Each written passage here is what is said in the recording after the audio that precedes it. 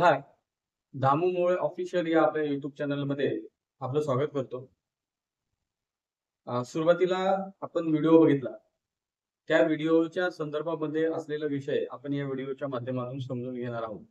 आदिवासी विकास विभागाच्या ज्या शासकीय आश्रमशाळा आहेत, त्या शासकीय आश्रमशाळांमध्ये जे रोजंदारी कर्मचारी काम करत होते, त्या क्लास 3 आणि क्लास 4 या कर्मचाऱ्यांना आता आदिवासी विकास विभागाने एक शासन निर्णय जो काढलेला आहे, त्या शासन निर्णयान्वये बाह्य स्त्रोत यंत्रणेद्वारे भरती होणार आहे. आणि त्यामुळे मी मागेही एकदा व्हिडिओ बनवला होता. त्यामध्ये सांगितलं होतं, की त्या शिक्षक आणि शिक्षकेतर कर्मचाऱ्यांनी नाशिक येथून लाँग मार्च काढला होता, विराड मोर्चा काढला होता मुंबई मंत्रालयाच्या दिशेने. परंतु मध्यस्थी आदिवासी विकास मंत्री प्राध्यापक अशोक उईके यांनी स्वतः केली होती आणि त्यांच्यामध्ये काही गोष्टी झाल्या होत्या.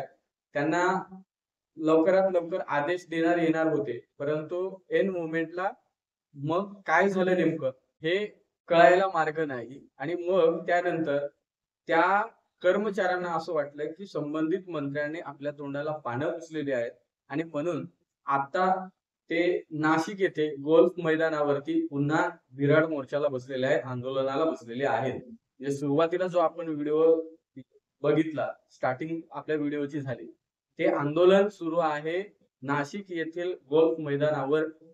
आणि त्यांच्या काही मागण्या आहेत. त्या मागण्या नेमक्या काय आहेत, आतापर्यंत कोणी कोणी भेटी घेतल्या आणि शासनाच्या वतीने नेमकं त्यांना काय उत्तर मिळतंय, या दृष्टिकोनातला आपला हा आजचा व्हिडिओ असेल. तुम्ही माझ्या चॅनलला नवीन असाल तर चॅनलला सबस्क्राईब करायला विसरू नका, जेणेकरून आपल्या बाबतीमधले जे काही व्हिडिओ असतील ते आपल्या चॅनलला बघायला मिळतील. तर चला मित्रांनो, व्हिडिओला आपण सुरुवात करूया. मित्रांनो, या ठिकाणी त्या शिक्षक आणि शिक्षकेतर कर्मचाऱ्यांच्या मागण्या काय आहेत त्याच्यावरती आपण प्रकाश टाकू. त्यांची पहिली मागणी आहे की शासन निर्णय जो काढलेला आहे तुम्ही, तो शासन निर्णय म्हणजे आपल्याला माहिती आहे की आदिवासी विकास विभागाने 1791 पदं ही बाह्य स्त्रोतद्वारे भरू अशा पद्धतीने एक शासन निर्णय काढला. त्याच्यावरती आपला व्हिडिओ पण आहे आपल्या चॅनलला.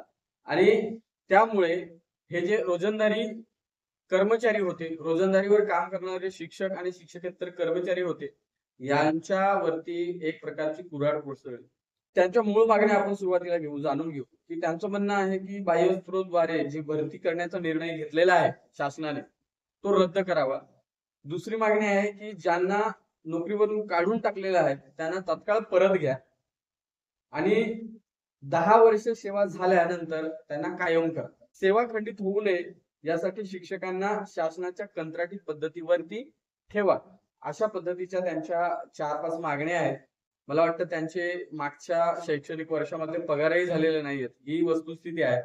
आणि त्यामुळे या आंदोलकांच्या मागण्यांच्या संदर्भामध्ये नाशिक येथील गोल्फ मैदानावरती या ठिकाणी मोठं विराड आंदोलन या ठिकाणी सुरू आहे. आता याचं नेतृत्व कोण करतंय? रोजंदारी शिक्षकेतर कर्मचारी यांची संघटना आहे. आणि त्या संघटनेच्या माध्यमातून ते जे आंदोलन आहे ते आंदोलन ईदगाह मैदानावर आहे.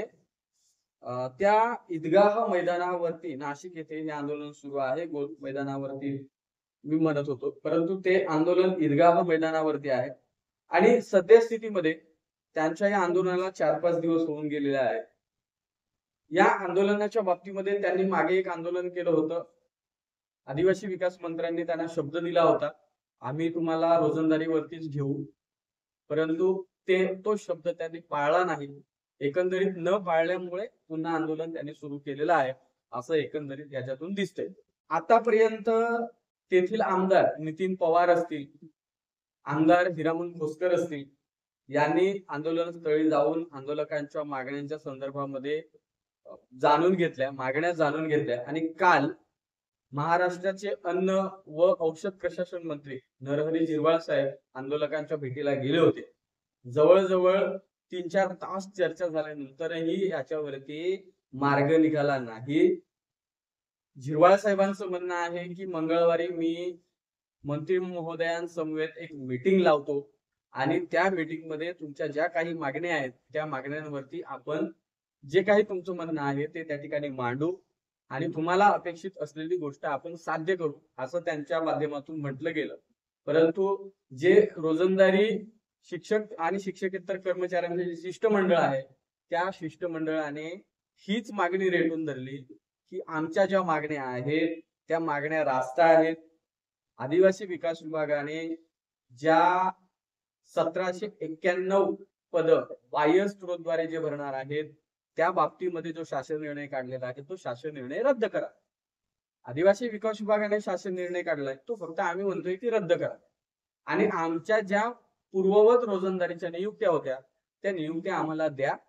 10 वर्ष झाल्यानंतर कारण सुप्रीम हायकोर्टचे काही निर्णय आहेत. हायकोर्टाचे निर्णय आहेत की 10 वर्ष झाल्यानंतर यांना कायम सेवेत घ्या. त्यांची मागणी तीच आहे की आम्हाला 10 वर्ष झाल्यानंतर त्या ठिकाणी आम्हाला परमनंट करा, कायम करा. म्हणजे एकंदरीत ह्याच गोष्टी शिरवाळ साहेबांच्या त्या बैठकीमध्ये झाल्या. परंतु आंदोलकांचं हेच ठाम मत होतं की आम्हाला हे सगळं लेखी स्वरूपात द्या. जर तुम्ही लेखी स्वरूपात दिलात तर आम्ही आंदोलन स्थगित करण्याचा विचार करू शकतो. परंतु मागची जी ठेच लागलेली आहे त्या ठेच लागल्यामुळे आम्ही आता कुठलीही रिस्क घेऊ इच्छित नाही. 16 जूनला आश्रमशाळा सुरू झाल्या परंतु अद्यापही त्या ठिकाणी शिक्षक आणि शिक्षकेतर कर्मचारी जे रोजंदारीचे आहेत त्यांना नियुक्ती न दिल्यामुळे खूप वाईट परिस्थिती झालेली आहे. अशा बऱ्याचशा शासकीय आश्रमशाळा आहेत की ते परमनंट शिक्षक कमी आहेत आणि बऱ्यापैकी रोजंदारी कर्मचाऱ्यांच्या माध्यमातून तिथे शाळा चालवल्या जायच्या. अशा आश्रमशाळांमध्ये आज वाईट परिस्थिती आहे. त्या ठिकाणी असलेल्या विद्यार्थ्यांना पुरेसं असं शिक्षणही मिळत नाही असं या ठिकाणी आंदोलकांचा आरोप आहे की आम्हाला रोजंदारीवरतीच द्या, आम्हाला बाह्य स्त्रोतद्वारे नियुक्ती नकोय असं त्यांचं त्या ठिकाणी मागणं आहे. आता यामध्ये काय आहे तर ते एकंदरीत आपण बघू. कंत्राटी शिक्षक भरतीसाठी म्हणजे रोजंदारी शिक्षकांना 16 जून पासून कामावर कमी करण्यात आलेला आहे. त्यांना या शैक्षणिक वर्षामध्ये नियुक्ती दिलेली नाहीये आणि मध्यंतरीच्या काळामध्ये एक शासन निर्णय आदिवासी विकास विभागाने काढला की या 1791 जी पदं आहेत त्या 1791 पदांच्या बाबतीमध्ये आम्ही बाह्य स्त्रोतद्वारे भरती करतोय. परंतु तीही अद्याप झालेली नाही कारण या रोजंदारी कर्मचाऱ्यांचा आणि शिक्षकेतर जे कर्मचारी आहेत त्यांचा याला विरोध आहे आणि विरोध असल्यामुळे आंदोलकांनी जे बिराड आंदोलन काढलेलं आहे त्यांच्यासोबत मागे चर्चा केली होती. आम्ही मार्ग काढू, आम्ही तुम्हाला रोजंदारीच्या नियुक्त्या देऊ म्हणून अशा आदिवासी विकास मंत्र्यांनी वल्गण्या केल्या. परंतु अद्याप त्यांना नियुक्ती न मिळाल्यामुळे पुन्हा आंदोलन ईदगाह मैदानामध्ये सुरू झालेलं आहे. आता 2-3 दिवस झाल्यानंतर त्या ठिकाणी प्रशासन योग्य ती दखल घेत नसल्यामुळे तेथील आंदोलकांनी आयुक्तांचं जे नाशिक येथे कार्यालय आहे त्या कार्यालयावरती ठिय्या मांडला. कुठल्याही अधिकाऱ्याला बाहेर पडू दिलं नाही आणि मग एकंदरीत पोलीस फौजफाटा बोलवून त्या ठिकाणी त्या अधिकाऱ्यांना बाहेर काढलं गेलं.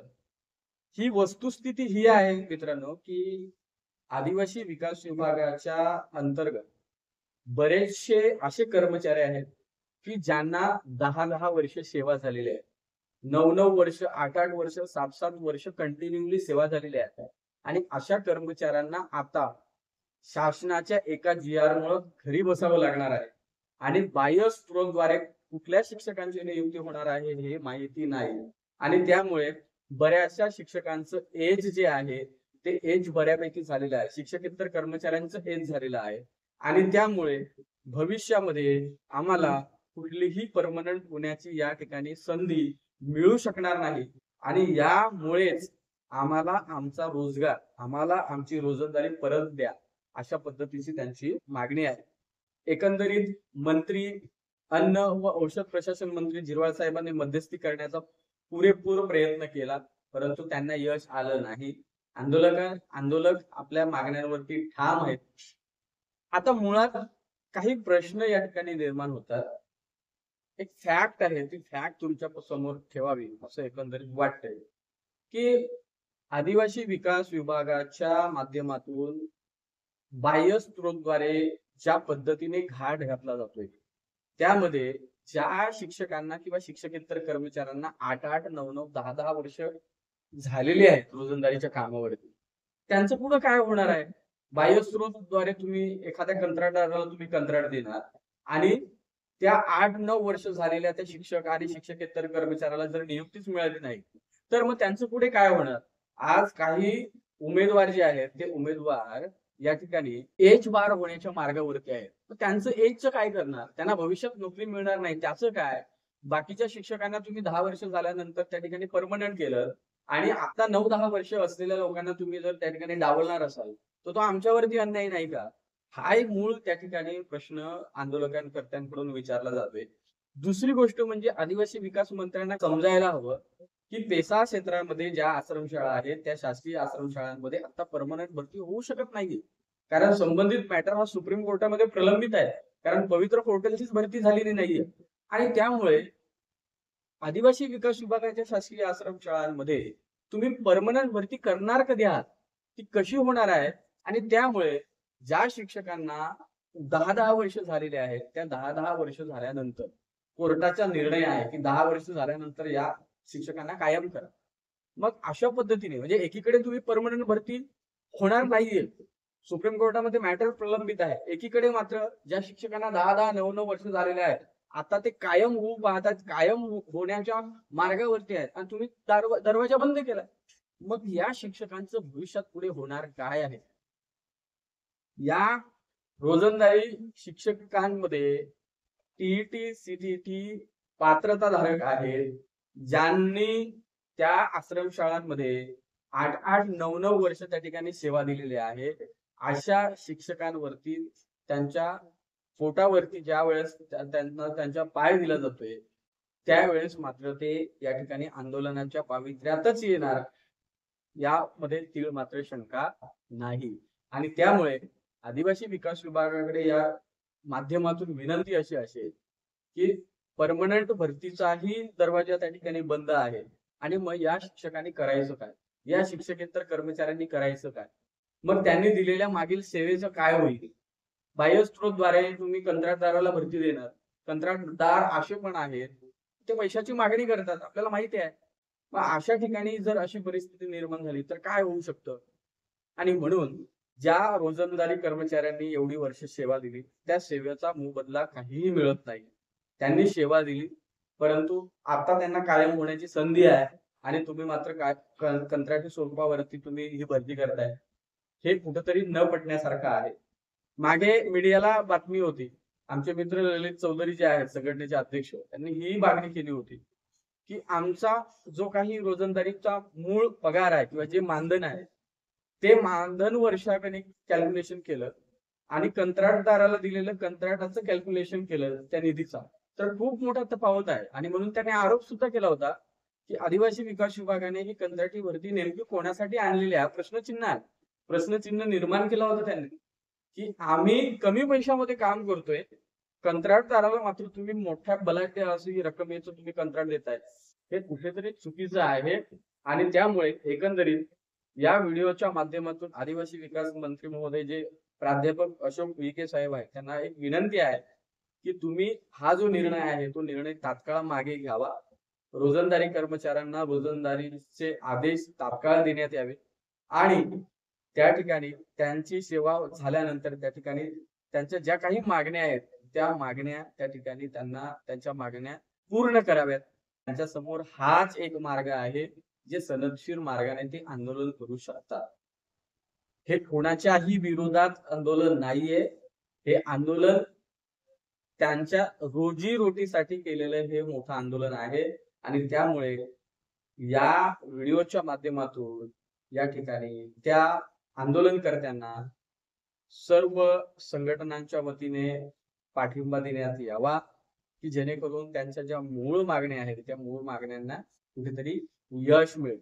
तर एकंदरीत हा व्हिडिओ त्या आंदोलनाबाबतच्या वस्तुस्थितीबद्दल आहे. ते आंदोलन कशासाठी आहे आणि कोण करतंय, त्यानंतर आदिवासी विकास विभागाची भूमिका काय आहे आणि आदिवासी विकास विभागाच्या भूमिकेनंतर त्या ठिकाणी आता आंदोलकांची भूमिका काय आहे, याच्यावरती हा छोटासा व्हिडिओ होतो. तुम्हाला आवडला असेल तर नक्की लाईक आणि जास्तीत जास्त शेअर करा आणि त्या आंदोलनाला जास्तीत जास्त पाठिंबा द्या.